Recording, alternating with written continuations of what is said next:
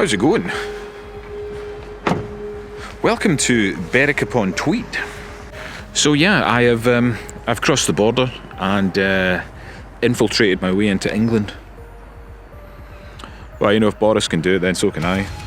And I'm willing to bet there was more people care about what I've got to say than what he's got to say. So anyway, but I am working. I'm not as if I'm out in a jolly. And COVID protocols are very much at the forefront of all productions, so I have a mask in my pocket and I'm working on my own, although there is a crew here and social distancing is being observed. It's quite quiet here, but I've been here since early this morning, and it's a lot of dog walkers, but in fairness, that's what you do in lockdown if you've got a dog, you know, you dirty lens.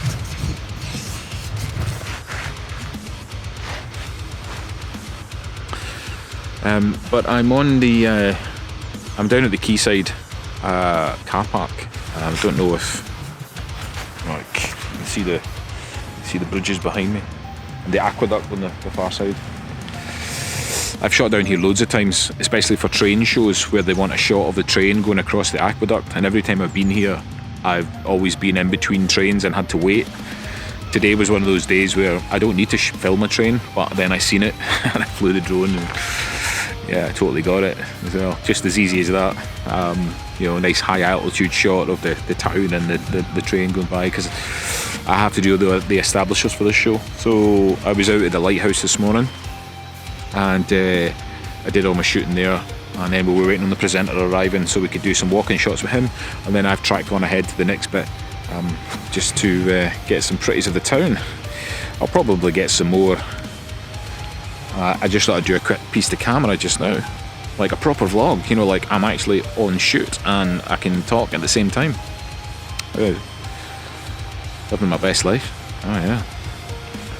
Now I'm considering my options about trying to find somewhere that's got coffee and maybe some breakfast. Yeah, maybe some breakfast.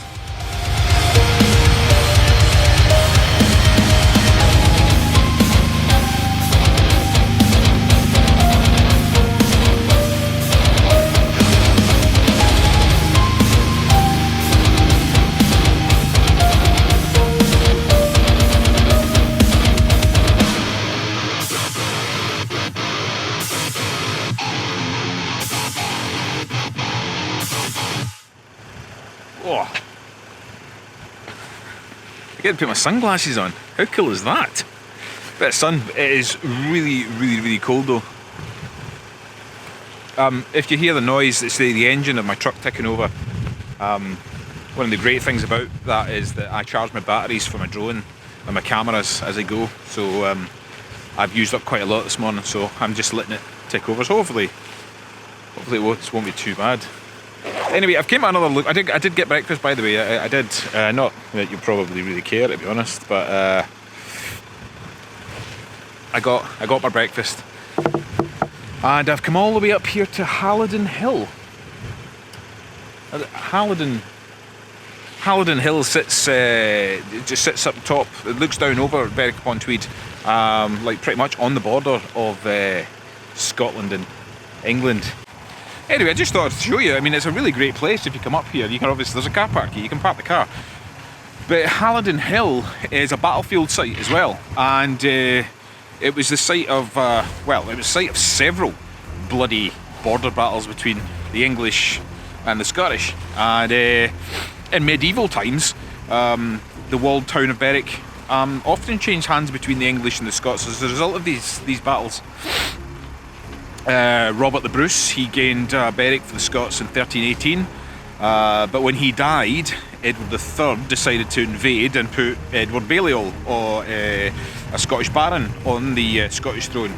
Lord Douglas then decided to do battle with Edward, as you would, and the English occupied Halidon Hill, and the Scots marched across the River Tweed to confront them, and the two armies were probably in equal number, but legend has it that the battle started with a single combat between a huge Scotsman called Turnbull and his mastiff, and a Norfolk knight by the name of Sir Robert Ben Hale, and Ben Hale is said to have killed both thanks to his great agility.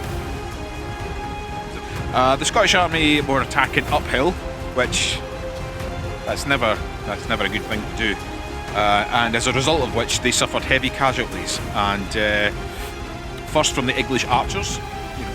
Look, I mean, I'm on the hill right now, and I can show you. I mean, you start attacking from this side. I mean, that's crazy. And then from spearmen, because they had all the spears as well, and then a cavalry charge. We should think the Scottish would have learned about by then, because we'd been through all this in various wars of the independence wars. Apparently, Edward III himself led that charge on horseback, and the records suggest that over 4,000 Scots lost their lives, including Lord Douglas. Berwick immediately surrendered as a result of this battle, and Edward took hostages to ensure loyalty and encourage many English merchants to settle in the town and develop its trade. There you go. There you go, Hallandon Hill. As an ex-serviceman myself, looking at that, you just think, man, one, crossing that river to an opposing army who's sitting on the hill, two, then attacking them uphill, knowing full well that they had archers, spearmen, and indeed a cavalry, is just utter madness. Utter madness. Anyway, I should probably get going on to my next bit, which is, I don't know where it is. I'm going to the football stadium next, although I haven't heard from the rest of my team, so I'm just hoping that they've done all their pieces to camera and maybe getting some lunch, because it's getting to that time now. So I will bid you farewell, and I'll check in with you later on.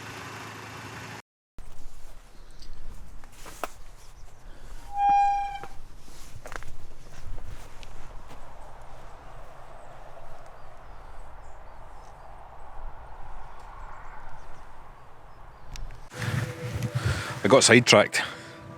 I've come to a little place just on the road before I head off called Mordington. It's a little cemetery.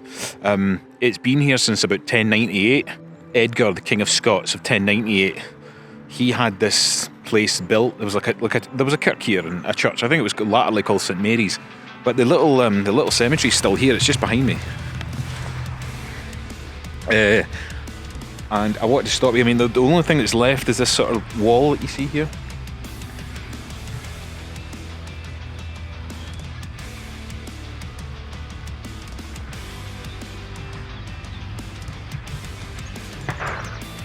Jesus. I know they're supposed to be bird scarers, but it scared the shite out of me. It's because it sounds like proper gunfire.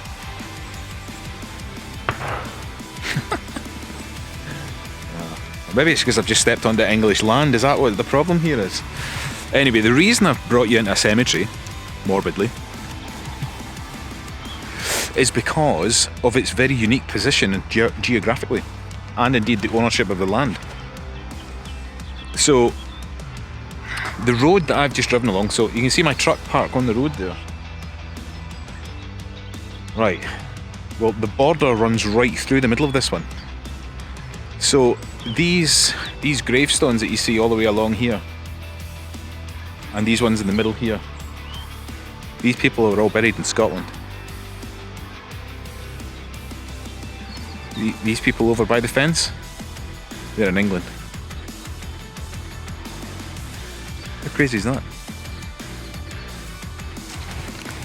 Obviously the border's moved many times, and this was probably more Scotland at one point. Given who it was that owned the land, Mordington House, and it was owned, by an earl who was based in Scotland, and probably most of the sort of Coldingham lands, or was it the Coldstream? I don't know which one's closer. Can't remember. But it's just now with the political divide that that's just the way it works now. So here I'm over. If I stand by this fence where I'm parked, I'm in England. This is me in England, paying my respects to whoever, unfortunately, is buried here. Or if I just stroll across the land, I have now just crossed into Scotland. That's me back in Scotland. And oddly enough, McDonald's and McNally's buried on this side, and Wainwright's and the likes buried on the other side.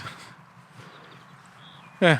Anyway, I thought that might be a bit of fun. Although that's a bit odd, that saying it's a bit of fun in a graveyard. Being in a graveyard's not fun. Although the geography is fun, albeit the place of where, you know what I mean. Anyway, I should probably crack on now. Seems I've crossed in and over the border multiple times. Do you know what? I'm probably just as well as not a hard border being put in because of all this Brexit nonsense. Many times I've had to show my passport there, which has ran out now. Actually, I need to get a new one, but I don't even know how that's going to work. But anyway, I'm back in England. Walk through the gate. Right, time to go and visit a football stadium.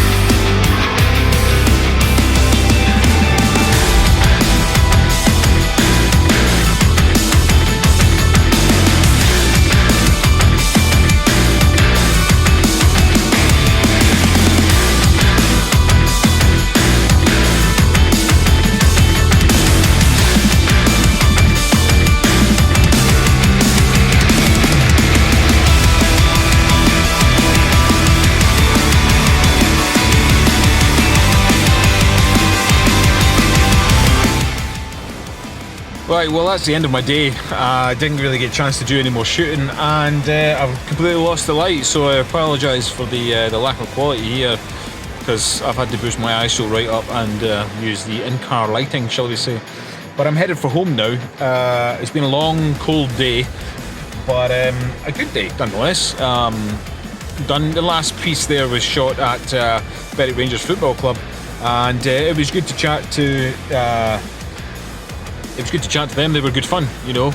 But anyway, I'm headed for home now because it's getting dark, I'm hungry, I'm cold. I could do with just a nice quiet night in. So thanks very much for watching again. I hope you enjoyed it. Like and subscribe if you haven't already, and I will see you all on the next video, whatever that may be, because we all know I'm not really that planned ahead. So thanks again, and I'll speak to you all soon.